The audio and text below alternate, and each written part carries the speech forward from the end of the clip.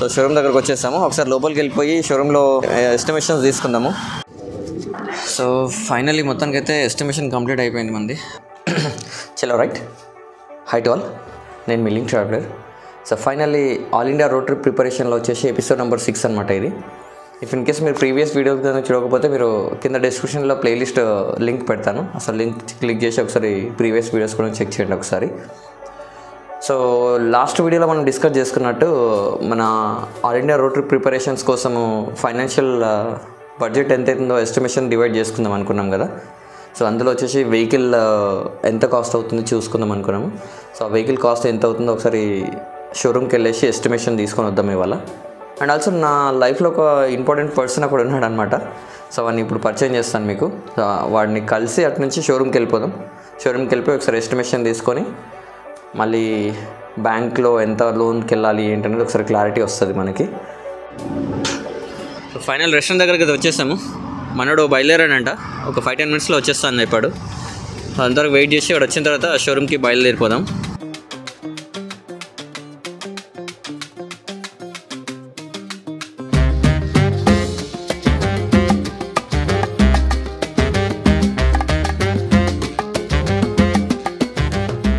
నా లైఫ్లో important person అని చెప్పాను కదా. సో వాడే వీడు అనమాట. నర్సరీ టు 10th వరకు మేము ఇద్దరం కలిసి చదువుకున్నాము. అండ్ నా ఫ్రెండ్ ప్లస్ నా కజిన్ కూడా. సో 28 ఇయర్స్ నుంచి ఇక్కడ ట్రావెల్ చేస్తూనే ఉన్నాము. ఇప్పటివరకు మా దగ్గర ఏ విషయంలో కూడా ఎక్కడ కూడా క్లాషెస్ అనేవి లేవు.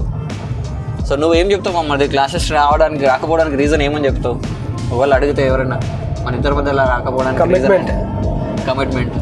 మేము ఏదన్నా ఫైనాన్షియల్గా కూడా ఏ రోజు కూడా మాకు క్లాషెస్ లేవు ఇప్పటివరకు. లైక్ ఎట్లా అంటే మేము ఏమున్నా షేరింగ్ ఉంటుంది. సో వాడు 5 రూపీస్ పెడితే నేను 5 రూపీస్ పెట్టాలి, వాడు 10,000 పెడితే నేను 10,000 పెట్టాలి. సో టోటల్ ఇదే ఉంటుంది మాది. ఈ ర్యాప్ ఉన్నప్పుడు ఎప్పటికైనా క్లాషెస్ రావు, 100% ఇది నమ్ముతాను నేను. సో ఇది టోటల్ ఓవరాల్గా. మేము ఫస్ట్ రైడ్ చేసిందంటే నా బైక్ పైన చేసాము. లాంగ్ రైడ్ వచ్చేసి గోవా ఫస్ట్, ఆ తర్వాత ఇక్కడ అరకు 2 times పోయినాం కదా. ఆల్మోస్ట్ 2 times లాంగ్ రైడ్ చేసాం అనమాట. ఒకటేమో గండికోట. సో నెక్స్ట్ రైడ్ కూడా గట్టి రైడ్ ఒకటి ఉంది. ఆల్ ఇండియా ట్రిప్ తర్వాత కంపల్సరీ ఒక లాంగ్ రైడ్ ప్లాన్ చేద్దామని చూస్తున్నాము.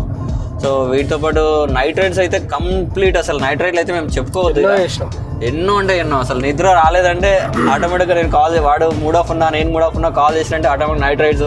వాటి ఇంతకుముందుకి హిమాలయన్ వెహికల్ ఉండేది. సో హిమాలయన్ వెహికల్ మీద కూడా రైడ్ చేసాము. అండ్ ఇప్పుడు వింటేజ్ బైక్స్ అంటే చాలా ఇష్టం మనోడికి.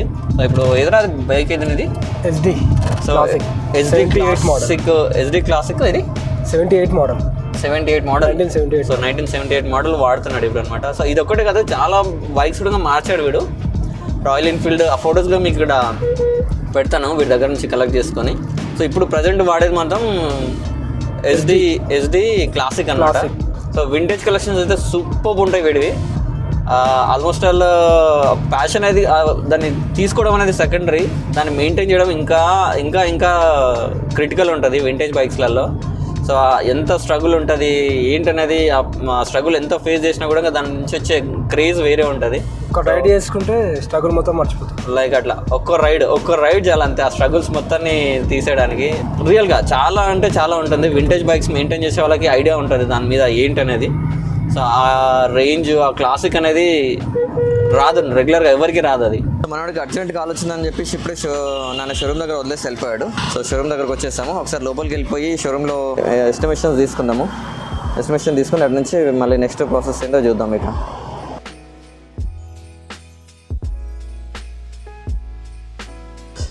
Hello Ganesh bro. Hi. So యాక్చువల్గా బ్రో వచ్చేసి గణేష్ బ్రో. మనం ఇంతకుముందుకి ఆల్రెడీ కస్టమర్ కేర్తో మాట్లాడినప్పుడు మన షోరూంలో కాంటాక్ట్ అయ్యాడు అనమాట. సో డైరెక్ట్ విజిట్ చేస్తాము. ఒకసారి ఎస్టిమేషన్ ఎంత వస్తుందో ఒకసారి ఎక్స్ప్లెయిన్ చేసుకొని తర్వాత నెక్స్ట్ ప్రాసెస్ ఏందో చూద్దాం ఇక. సో గణేష్ బ్రో, సో మొత్తానికి మనకి ఎంత లీస్ట్ ప్రైస్ అయితే అంత లీస్ట్ ప్రైస్ బ్రో. మనకి ఎంత తక్కువ వరకు వస్తే అంత తక్కువ వరకు చూడండి. నేను ఆల్రెడీ ఇంతకుముందు 2-3 వేరే షోరూమ్స్ కూడా చెక్ చేసుకున్నాను. నాకు బెటర్ ప్రైస్ ఉంటే మన దగ్గరనే ప్రొసీడ్ అయిపోదాం. సో వేరే ఫ్రెండ్ కూడా సజెస్ట్ చేశాడు అనమాట నాకు. యాక్చువల్గా మన షోరూంలో బెస్ట్ ఉంటుంది అని చెప్పినందుకే నేను డైరెక్ట్ ఇక్కడికి వచ్చాను. సో హైదరాబాద్లో కూడా ఇందాక వెళ్ళేసి వచ్చిన మా ఫ్రెండ్స్ తోటి. కంపల్సరీ చేయగలుగుతారు కదా కన్ఫామ్గా. సో మన వాళ్ళకి చూద్దాం ఒకసారి. మనకు ఒకసారి చూసాం హైదరాబాద్లో. సో సో అక్కడికి ఇక్కడికి కంపారిజన్ చూద్దాం. ఒకవేళ తక్కువ అయిందంటే మనం ఇక్కడనే ప్రొసీడ్ అయిపోదాం. సో మన వెహికల్ ప్రిపరేషన్ వచ్చేసి మేబీ ఒక 1 వీక్ or 2 వీక్స్ అయిపోవచ్చు. ఇప్పుడు మనకి రిజిస్ట్రేషన్ ప్రాసెస్ ఎంత టైం పట్టచ్చు? మీకు అప్రాక్సిమేట్ ఒక 1 వీక్. 1 వీక్ పేపర్స్ రెడీ అయినాకో మీకు 2 డేస్లో మీకు పేపర్స్ హ్యాండ్ ఓవర్ చేసేస్తాం. ఓకే. మినిమం ఒక 1 వీక్లో మీకు నెంబర్ పెట్టుకో వచ్చేసి టోటల్. సో టోటల్ 1 వీక్ అంటున్నారు ఇక్కడ కూడా. చూద్దాం ఒకసారి ఫైనల్ ఒకసారి ఎస్టిమేషన్ తీసుకుందాము. తీసుకున్న తర్వాత నెక్స్ట్ ప్రాసెస్ చేద్దాం మరి ఇక. సో అంతవరకు అయితే ఒకసారి చెక్ చేద్దాం.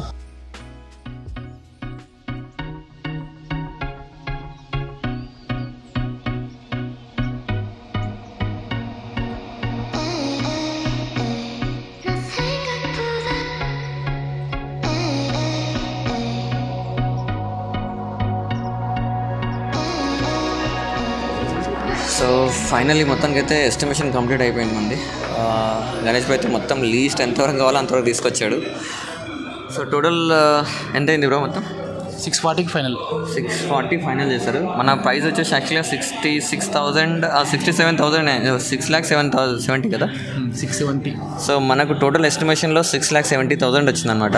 70 చేంజ్ వచ్చింది. సో దాన్ని మనము మన కోసం గణేష్ బ్రో చాలా తగ్గించి డిస్కౌంట్ చేసి అది ఇది చేసి కింద పైన చేసి మొత్తానికి అయితే చాలా డిస్కౌంట్ వరకు తీసుకొచ్చాడు.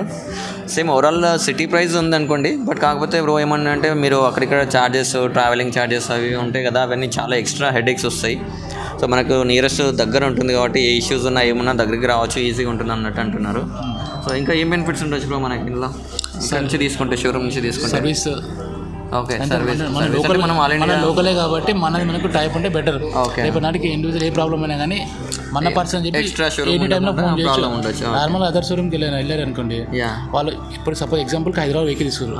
హైదరాబాద్ వెహికల్ తీసుకున్నప్పుడు ఏదో ట్రబుల్ ఇచ్చిన వెహికల్ హైదరాబాద్ ఎవరికైనా కాల్ చేస్తారు. సామాన్యంగా వాళ్ళు వెహికల్ తీసుకుని సామాన్యం పట్టించుకోవాలి. మాక్సిమం అంతే. అవుట్ స్టేషన్ అంటే అదే చేస్తారు ఇక. ఈజీ. ఇది మనకు సర్వీస్ బెటర్ మన దగ్గర ఉంది కాబట్టి. సో రైట్, ఫైనల్ అయితే టోటల్ మనకి చాలా బడ్జెట్ వైజ్ కూడా చాలా బెటర్ ఉంది. లైక్ అంటే ఈఎంఐ కన్వర్షన్ కూడా నాకు 1 lakh లోపలనే డౌన్ పేమెంట్ ఇప్పిస్తా అని చెప్పాడు గణేష్ బ్రో. సో మొత్తానికి చూద్దాం. సో నెక్స్ట్ ప్రాసెస్ ఏందో చెక్ చేసుకుందాం ఒకసారి, చూసి ఫైనల్గా ఫర్దర్గా నెక్స్ట్ 10th వరకు అనుకుంటున్నాను నేను డెలివరీ. సో బ్రో 10th వరకు అనుకుంటున్నాను. ఫైనాన్షియల్ ఒకసారి అమౌంట్ అడ్జస్ట్ చేసుకొని ఒకసారి చెక్ చేసుకొని 10th అట్లా మనకు ఒకవేళ డెలివరీ ఎంత టైం పడుతుంది బ్రో ఒకవేళ వెహికల్? అంటే మీకు కలర్ అనుకుంటారు? బ్లాక్ అనుకుంటున్నాను. బ్లాక్. ఓకే, మ్యాక్సిమం తొందరగా అయిపోతాం. ఓకే కదా, ఎందుకంటే నేను January 1st ట్రావెలింగ్ స్టార్ట్ చేస్తున్నాను అంటే ఇంటీరియర్ మొత్తం January 1st. బట్ అందులో ఇంటీరియర్ మొత్తం చేసుకోవాలి కాబట్టి నాకు కొంచెం టైం పడుతుంది. మ్యాక్సిమం తొందరగా అయిపోతాం. సో అందుకోసం కొంచెం లేట్ అయిపోయింది. ఇప్పటికే తొందర రావాల్సింది నేను, బట్ కొంచెం వేరే వర్క్ వల్ల రాలేకపోయింది. ఓకే. సో అది ఫైనల్. మొత్తానికైతే మనం ఇంకొక 4-6 days అయితే మొత్తం అరౌండ్ మన డేట్ దగ్గరకు వచ్చేస్తుంది. 10th చూసుకుందాము. సో నేను మళ్ళీ ఒకసారి వచ్చి కలుస్తాను బ్రో, మీకు కలిసేసి ఒకసారి తొందరగా చూసుకొని డౌన్ పేమెంట్ కట్టేసుకొని నెక్స్ట్ ఫర్దర్ ప్రాసెస్ చూసుకుందాం. మరి ఇంకేమన్నా చెప్పేది ఏం లేదు కదా, ఆల్ క్లియర్ ఉన్నాయి కదా? సో టోటల్ ఇన్సూరెన్స్ మొత్తం అన్నీ కలుపుకొని ఇంట్లోనే వచ్చేస్తుంది. ఓకే.